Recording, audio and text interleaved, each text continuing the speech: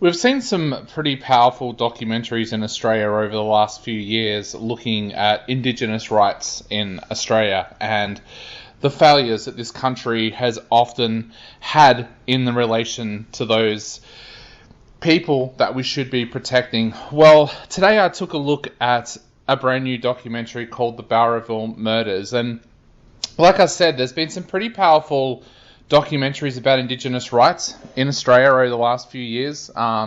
Films like The Final Quarter that really sting, but I think this documentary goes to a whole new level completely. This film is about the murder of 3 Aboriginal children from an Aboriginal mission in 1990 and 1991. Now, those murdered were a 16-year-old girl, a 4-year-old girl, and a 16-year-old boy. And at the time, it was pretty obvious, well, it should have been pretty obvious, that this was the work of a serial killer. The links between these 3 murders was something that even the most blindest police officer would have been able to pick up.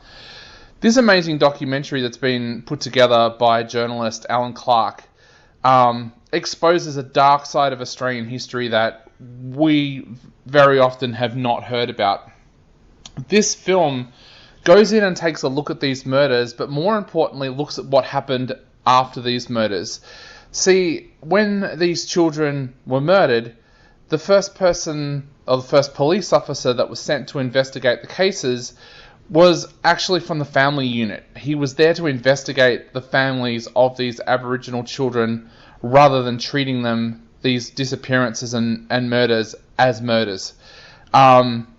It's just something that I still can't get my head around. I watched this documentary a few hours ago, and since then I've recorded an interview with Alan Clark, the documentary maker, and I still can't get my head around what happened here. The injustice in this case is just something that should never have happened in modern day Australia. It should never have happened in the past, but it certainly should not have happened in the 1990s. Now, this documentary, Alan Clark goes right inside this case. He talks to family members, he talks to people that were there on the nights that these people disappeared. He talks to people who have come forward and said what they saw on those nights afterwards. This documentary even features an interview that a crime reporter did with the man that it was alleged did these murders. But there's another side to this documentary as well.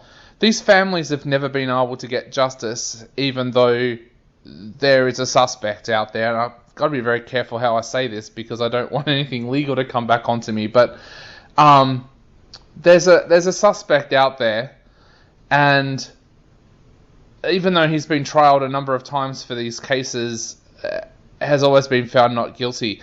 So a detective, a very well-known detective from the homicide squad in New South Wales, got involved with this case and has made it his life mission to try and to solve these murders.